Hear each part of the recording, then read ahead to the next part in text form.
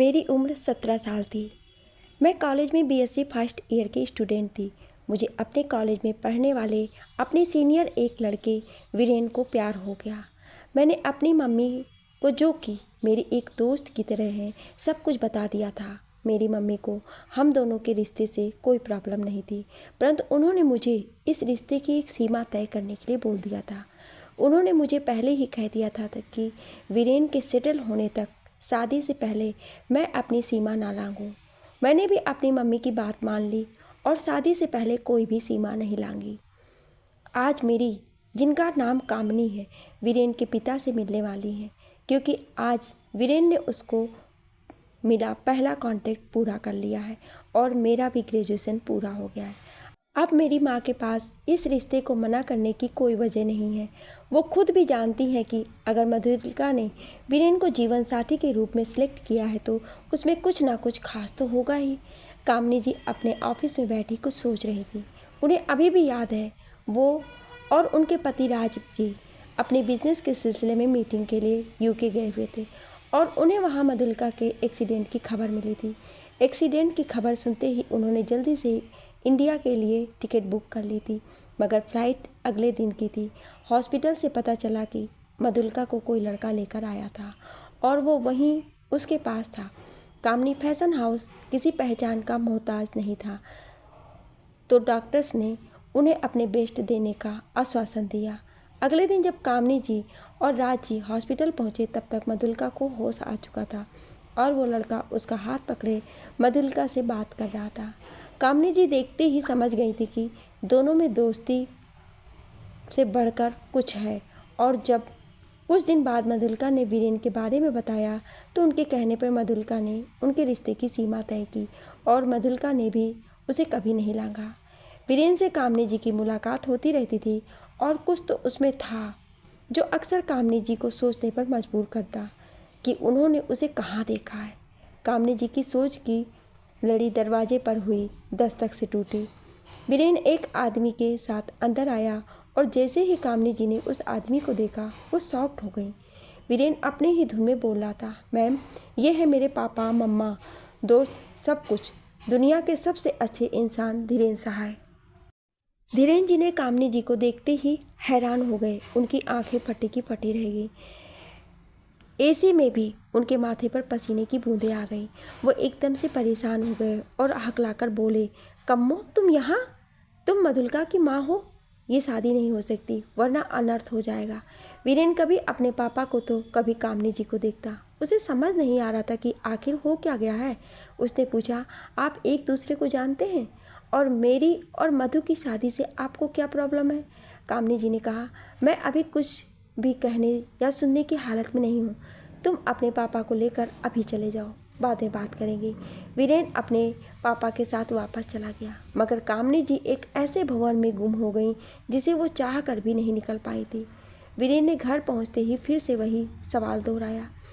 धीरेन जी ने बार बार बात को टालने की कोशिश की, मगर फिर हार के उन्होंने अपने बेटे को उसके जीवन की सच्चाई बता ही दी, और वो सच्चाई सुनते ही वीरेन के दिल में कामनी जी के लिए नफरत फिर से जाग गई और वो बिना कुछ सुने बोले बाहर निकल गया। इधर पार्वती जी के घर पहुंचते ही मधुलिका ने सवालों की बौछारी लगा दी। वीर ने उसे व्हाट्सएप कर दिया था जो भी हुआ था, तो वो जानना चाहती थी कि ऐसी क्या वजह थी जो वीर के पापा ने उसकी मम्मा को देखते ही रिश्ते से ना कर दी, जबकि जब वो वीर के साथ उसके घर गई थी तो वीर के पापा ने उसे बड़ा प्यार दिया था और जल्दी ही बहू बनाकर घर लाने की बात की थी। मधुलिका कामनी जी से सवाल जवाब कर रही थी। मैं गुस्से में बोली, मम्मा, आप ऐसे चुप नहीं रह सकते।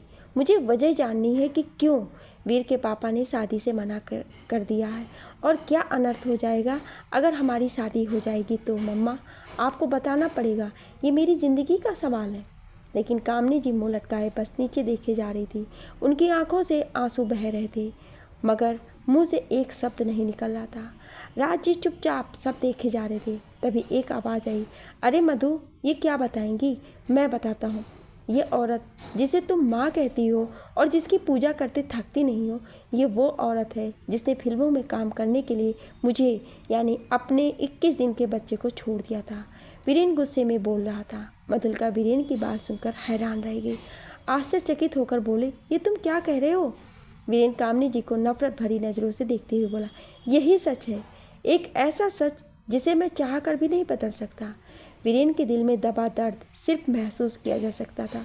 वो फपक पड़ा और वीरेन जी से पूछने लगा कि आखिर क्यों जन्म दिया था उसे, जब ऐसे छोड़कर ही जाना था तो। लेकिन कामिनी जी बस नज़रें झुकाए खड़ी थी, कुछ नहीं बोल रही थी और आंखों से अश्रुधारा बंद होने का नाम ही नहीं ले रही थी। मधुलिका काफ़ी देर से सब कुछ सुन रही थी। वो समझ ही नहीं पा रही थी कि क्या हो रहा है और ये कैसे संभव हो सकता है कि जिसे उसने अपने मन से अपना पति मान लिया है वो उसका भाई। यही सोचकर उसने कानों पे हाथ रख लिए। मधु गुस्से में बोली, नहीं, ये नहीं हो सकता। वीर चुप करो, तुम बहुत इल्ज़ाम लगा लिया तुमने मेरी माँ पर। अब एक और शब्द नहीं। अरे ये सब कहते हुए शर्म नहीं आई? इतना भी नहीं सोचा कि तुमने हमारा रिश्ता ही बदल दिया? वीरेन चिल्लाकर बोला, मगर यही सच है, तुम मेरी सौतेली बहन हो और ये मेरी सो कॉल्ड माँ जिससे मैं नफरत करता हूँ। इसने मेरी और मेरे पापा की ज़िंदगी नरक बना दी। अगर वो ना होते तो शायद इन्होंने मुझे किसी गटर में फेंक दिया होता। कामिनी जी अपने कानों पर हाथ रखते हुए कहा, बस करो प्लीज़, बस अब और नहीं सुना जाता मुझसे, प्लीज़। मधुलिका ने अपनी माँ को नफरत से देखते हुए कहा, तो क्या ये सच है मम्मा? आप इतनी घटिया निकलेंगी? मैंने कभी सपने में भी नहीं सोचा था। अपनी इच्छा पूरी करने के लिए आप अपने बच्चे और पति को छोड़कर चली आईं। अब तो बन गई होंगी ना नंबर 1 हीरोइन। क्या मिला ये सब करके? और आपकी वजह से मैंने प्यार भी किया तो किससे? अपने ही भाई से। शर्म आ रही है आज आपको अपनी माँ कहने में। तड़ाक एक जोरदार थप्पड़ की आवाज़ आई। ये थप्पड़ राज जी ने मधुलिका के एक मारा था। थप्पड़ लगते ही मधुलिका जोर जोर से रोने लगी और रोते हुए बोली, मुझे मारने से मम्मा का कुकर्म नहीं छुपने वाला है। और पापा, आप भी तो बराबर के कसूरवार हैं जिन्होंने एक घटिया औरत से शादी रचा ली थी। मधुलिका की तरफ उंगली दिखाकर कहा, चुप, एकदम चुप, बहुत बोल लिया तुम दोनों ने। कामिनी, अगर चुप है तो इसका मतलब ये है नहीं कि उस पर लगाए गए इल्ज़ाम सच हैं, बल्कि वो अपने खोए हुए बेटे को मिलने के लिए कितना तड़पी है केवल मैं जानता हूँ। और वीरेन, तुम्हारी गलती नहीं है बेटा, तुम्हें जो बताया गया तुमने उसी पर यकीन कर लिया। मगर मधु, तुम्हें तो हमने अच्छे संस्कार दिए हैं, तो तुम कैसे अपनी मम्मा पर शक कर सकती हो? जो भी वीर ने कहा सच है, लेकिन आधा पूरा सच ये है कि वीरेन कामिनी और धीरेन की ही औलाद है। तो ये कामिनी का बेटा है, लेकिन तुम हम दोनों में से किसी का भी खून नहीं हो। जिस तरह तुमने अभी अपनी माँ को बोला तो उस भाषा में, हमें तो ये भी नहीं पता कि तुम किसका गंदा खून हो। कामिनी जी राज जी की ओर देखकर बोली, राज जी, मधु मेरी बेटी है, उसके लिए ऐसे शब्द मत यूज़ करो। रहम करो मुझ पर और मुझे अकेला छोड़ दो। राज जी कामिनी जी के हाथ पकड़कर बोले, नहीं कम्मो, आज सबको सच पता चलने दो। अब राज भी मधु की तरफ देखकर बोले, तो मधुलिका जी, आप कामिनी को एक सड़क पर बिना कपड़ों के मिली थी। और आपकी जानकारी के लिए बता दूं कि आप शायद कुछ घंटे पहले ही दुनिया में आई थी। जो औरत एक लावारिस बच्ची का दर्द नहीं देख पाई, वो अपने बेटे को छोड़कर कैसे आ सकती है? तो तुम दोनों भाई बहन नहीं हो, और अगर चाहो तो शादी भी कर सकते हो। और हाँ मधु, आपने अभी कहा था कि मैंने कामिनी से शादी की और मैं भी उतना ही गुनहगार हूँ। तो बेटा, आपकी इस बात से मैं भी सहमत हूँ। मुझसे भी गलती हुई है और मैंने कामिनी से शादी तुम्हें पिता का नाम देने के लिए की थी। मधुबाला जैसे किसी ने बम फेंक दिया हो। वो रोती हुई बोली, पापा प्लीज़ कह दीजिए कि ये सब झूठ है। मम्मा आप ही कुछ बोलो, आप चुप क्यों हैं? मैं आपकी ही बेटी हूँ ना। राजी बैंक से मुस्कुराते हुए बोले, काश कि ये सब झूठ होता, मगर आज तुमने साबित कर दिया कि तुम कम्मों की औलाद हो ही नहीं सकती। अब तुम दोनों ही जा सकते हो। वीरेन, जो अब तक सकते में खड़ा था, वो बोला, नहीं, मैं पूरा सच जाने बिना कहीं नहीं जाऊंगा। बोलिए ना कामिनी जी, जब एक लावारिस बच्ची को आपने अपना लिया है तो मुझे क्यों छोड़कर गई थी? क्या कसूर था मेरा? राज जी बोले, बेटा तुम्हें बताया ना कि मैंने और कम्मू ने बहुत ढूंढा है तुम्हें, मगर तुम नहीं मिले। और अगर मान भी लें कि वो फिल्मों में काम करने के लिए तुम्हें छोड़ कर गई थी, तो क्या किसी भी मूवी में भले ही छोटा सा ही सही रोल करते देखा है तुमने इन्हें? वीरेन कुछ सुनने के लिए तैयार नहीं था। वो फिर बोला, प्लीज़ अंकल, बुरा ना मानना, मगर मैं सच्चाई इनके मुंह से सुनना चाहता हूँ। राज जी ने कामिनी जी के कंधे पर हाथ रखा और उनकी आंखों में देखकर उन्हें सब कुछ बताने का इशारा किया। कामनी जी कुछ देर चुपचाप बैठी रहीं, फिर अपनी कहानी बतानी शुरू की। बात शुरू होती है उनके बचपन से। कामनी जी के पिता धीरेन के घर में माली का काम करते थे। धीरेन की माँ उसे जन्म देते ही चल बसी थी। घर में कामनी जी, उनके पिता और दादी ही थे। धीरेन बचपन में अपने गांव ही रहता था। दोनों में अच्छी दोस्ती थी। धीरेन उस समय दिल का साफ था और वही छवि थी गांव में सबके मन में उसकी। धीरेन के दादाजी बहुत दयालु और नेक दिल इंसान थे। ऊंच नीच जात पात से दूर रहने वाले, सभी नौकरों को सम्मान देने वाले। धीरेन के पिता का बिजनेस जब शहर में अच्छा चलने लगा तो वे सबको अपने साथ ले आए, मगर दादाजी ने जाने से मना कर दिया। वो अपने गांव को छोड़कर नहीं जाना चाहते थे, लेकिन धीरेन और उसकी माँ शहर चले गए। कामनी जी ने 10वीं अव्वल दर्जे में पास कर ली थी और आगे पढ़ना चाहती थी, लेकिन उनके पिता ने उसकी शादी तय कर दी थी। अभी वो केवल 14 वर्ष की ही थी।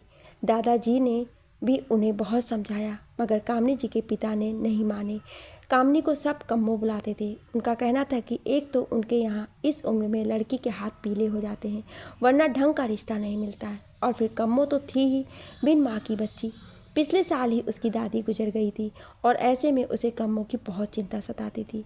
रिश्ता अच्छा था, लड़का 12वीं पास था और प्राइवेट नौकरी भी करता था, तो दादाजी ने ज़्यादा कुछ नहीं कहा। शादी में बस 1 हफ्ता ही रह गया था। कम्मो साधारण रंग रूप की थी, मगर घर के कामों में निपुण थी।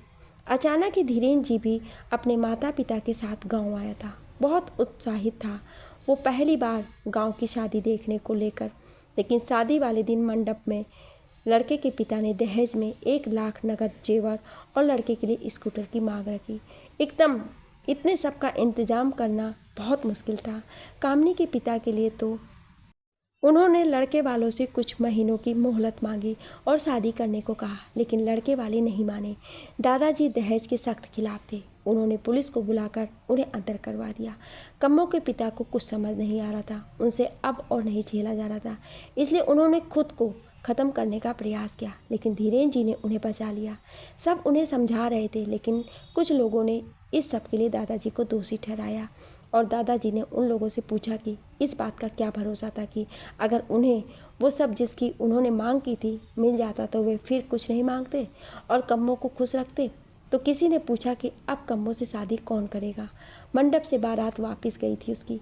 कोई भी अच्छा परिवार उसे अपने घर की बहू नहीं बनाएगा। क्या वे करेंगे अपने पोते की शादी?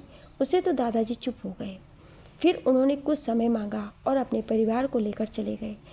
उनके बेटा बहू कभी भी एक गंवार लड़की को अपने घर की बहू नहीं बना सकते थे। उन्होंने साफ साफ मना कर दिया। धीरेन भी इस शादी के लिए तैयार नहीं था, लेकिन दादाजी ने उन्हें अपनी जायदाद से बेदखल करने की बात कही और पूरी जायदाद कम्मो के नाम करने की धमकी दी, तो वो मान गए, लेकिन इस शर्त पर कि जब तक कम्मो बालिग नहीं होती वो दादाजी के साथ गाँव में ही रहेगी। दादाजी भी मान गए। कम्मो से किसी ने नहीं पूछा कि वो क्या चाहती थी और उसकी शादी धीरेन जी से हो गई।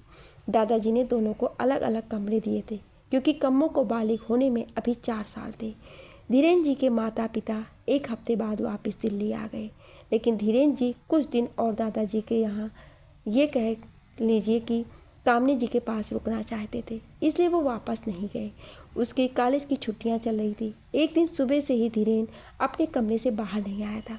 शायद उसकी तबीयत खराब थी, तो शाम को दादाजी ने डॉक्टर को बुलाया। धीरेन को 102 डिग्री बुखार था। डॉक्टर ने ठंडे पानी की पट्टियां करने को कहा। दादाजी खुद बीमार रहते थे, तो कम्मो ने कहा कि वो पट्टियां कर देगी।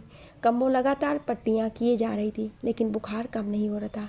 धीरेन जी को जब लगा कि सब सो गए होंगे, तो वो एकदम से उठकर बैठ गए और अपनी बगल में रखा प्याज उसने फेंक दिया। कम्मो तो हैरान हुई ये सब देख रही थी। कम्मो ने उसका हाथ पकड़ा और अपनी तरफ खींच लिया और कहा, बस अब और नहीं रहा जाता है दूर। कम्मो ने खुद को छुड़ाया और बोली, देखिए जी, ये गलत है। दादाजी कितने परेशान थे आपके बुखार को लेकर, और अभी सभी ने कहा है हमें आपसे दूर रहने को। हम नाबालिग हैं। लेकिन धीरेन ने कहा, अच्छा, तो जिससे तुम्हारी शादी हो रही थी वो तुम्हें छोड़ता, और मैं तो तुम्हें प्यार करने लगा हूँ। और हाँ, अगर आज तुम मेरी ना हुई तो मैं कल ही शहर वापस चला जाऊँगा और कभी वापस नहीं लौटूंगा। तो देती रहना सबको सफाई। और हाँ, अगर तुम्हें मुझसे प्रेम नहीं तो बात और है, फिर तो मैं भी कभी तुम्हारे पास भी नहीं आऊँगा। बताओ, कोई और है क्या तुम्हारे दिल में? कम्मो डर गई। नहीं जी, ये क्या कह रहे हो आप? ये सब सोचना भी मेरे लिए पाप है। आप पति हो मेरे। लेकिन सभी लोग।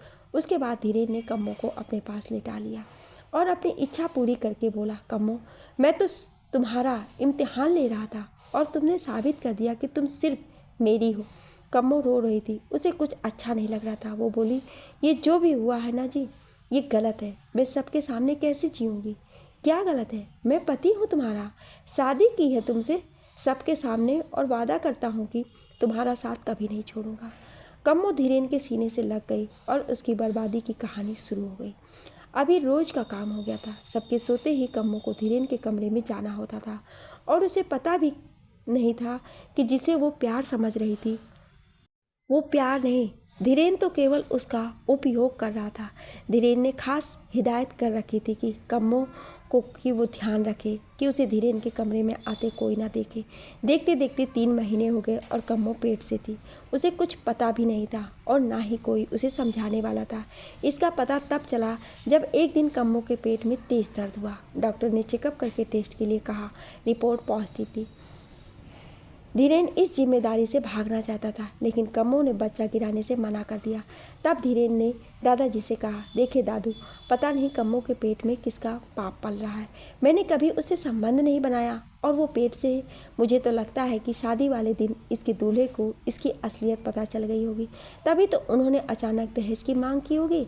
इससे पीछा छुड़ाने के लिए कम्मो को पंचायत में पेश किया गया।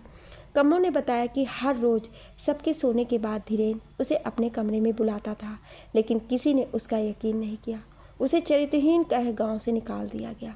बेचारी 15 साल की उम्र में प्रेग्नेंट होते हुए दर दर की ठोकरें खाने को मजबूर हो गई, लेकिन उसके पिता ने अपने एक रिश्तेदार से कहलवा कर उसे उसके ननिहाल भिजवा दिया।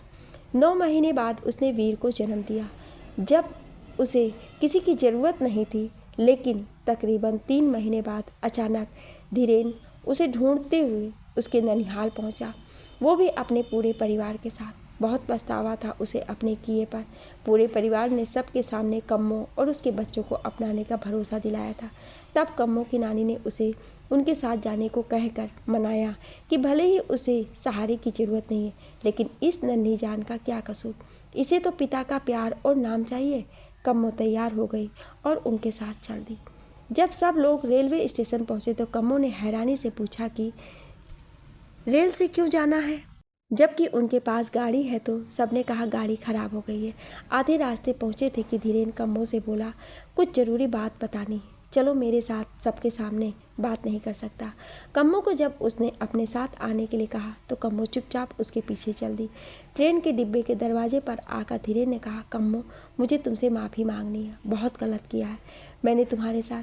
कुछ दिन पहले मेरा एक्सीडेंट हो गया था और उसकी वजह से मैं अब बाप नहीं बन सकता। कम्मो उसकी ओर देखती हुई बोली, कोई बात नहीं जी, ये है ना हमारा वीर, मुझे आपसे कोई शिकायत नहीं है। तभी धीरेन के पिता आए और बोले, ये लड़की, तूने गलत सुना, इसने कहा ये कभी बाप नहीं बन सकता, मगर पति तो बन सकता है। तू अभी से हमारे घर की बहू बनने के सपने देखने लगी है, लेकिन हमें तो बस हमारा चिराग, हमारा कुल दीपक चाहिए था तुमसे, और अब हमें तेरी कोई ज़रूरत नहीं है। इतना कहते ही उसे गाड़ी से नीचे धक्का दे दिया और 1 हफ्ते बाद होश आया था मुझे। जब मेरी आँख खुली तो मैंने देखा कि मैं किसी ओल्ड एज होम में थी। वो वीर कहते, जैसे मैंने उठने की कोशिश की तो पता चला मैं अब कभी अपने पैरों पर खड़ी होने लायक नहीं रही थी। व्हील चेयर पर बैठे बैठे मैं उन बुजुर्गों के छोटे छोटे काम करती थी ताकि उन पर बोझ ना बनूं। फिर एक दिन राज जी अपनी मम्मी के साथ वहाँ आए। आंटी से मिलकर मुझे पता चला कि वो एक बुटीक चलाती हैं। ओल्ड एज होम में उनके माता पिता रहते थे, जिन्हें उनके भैया भाभी ने घर से निकाल दिया था। राज जी की मम्मी ने बहुत कोशिश की थी उन्हें अपने साथ ले जाने की, मगर फिर वही सोच, बेटी के घर का पानी भी नहीं पीते, बीच आ जाती। कम्मो ने एक दिन उन्हें बताया कि वह सिलाई कढ़ाई में बहुत अच्छी है और आत्मनिर्भर बनना चाहती है। आंटी जी को ये बात बहुत अच्छी लगी और उन्होंने थोड़ा बहुत काम उसे देना शुरू कर दिया। जल्द ही वो ये देखकर हैरान रह गई कि सस्ते से सस्ता कपड़ा कम्मो के हाथों में जाते ही ऐसा रूप ले लेता मानो पता नहीं कितना महंगा हो। आंटी जी ने उसके एक डील की। उनका एक आउटफिट होम खोलने का सपना था जो अब सच होता दिख रहा था। तो उसके लिए नए नए डिज़ाइन बनाने थे, प्रॉफिट का 5% और 5,000 मासिक वेतन, जो कि कमों के लिए उम्मीद से कहीं ज़्यादा था। बहुत जल्द उनका छोटा सा आउट होम पूरे शहर फिर आसपास के शहरों में मशहूर हो गया। कम्मो आगे पढ़ना चाहती थी, लेकिन उसके लिए उसे 10वीं का सर्टिफिकेट चाहिए था। राज जी को उसके गांव भेजा गया था क्योंकि कम्मो की जान को खतरा था। कम्मो के पिता ये जानकर बहुत खुश हुए कि उनकी बेटी जिंदा है। कम्मो ने प्राइवेट आगे की पढ़ाई की शुरू कर दी। उसके पिता कभी कभी उससे मिलने आ जाते थे। उन्हीं से कम्मो को पता चला कि धीरेन के दादाजी को जब कम्मो की सच्चाई पता चली और ट्रेन से गिरकर मरने की बात पूरे गांव में फैली तो आत्मग्लानि से पड़े दिल के दौरे ने उनकी जान ले ली। धीरेन ने अपने परिवार और वीर के साथ शहर में रहता था और उसने दूसरी शादी कर ली थी। कम्मो सिर्फ एक बार मिलना चाहती थी अपने वीर से। अब तक कम्मो जी की ओर राज जी का झुकाव हो गया था। राज जी ने बड़ी मुश्किल से दिल्ली से पता करवाया। पूरा परिवार सब बेचकर विदेश जा चुका था। कम्मो ने दिल पर पत्थर रख लिया। एक दिन राज जी कम्मो को अपने एक दोस्त डॉक्टर के पास लेकर गया। डॉक्टर ने फिजियोथेरेपी से उसकी ठीक होने की उम्मीद बताई। राज जी को अब बस इंतज़ार था कम्मो के ठीक होने का। इससे पहले कि वो अपने दिल की बात कम्मो को बताता, कम्मो को राज के दिल में पनपते जज्बातों का एहसास हो गया था। एक स्वाभिमानी और पतिव्रता थी।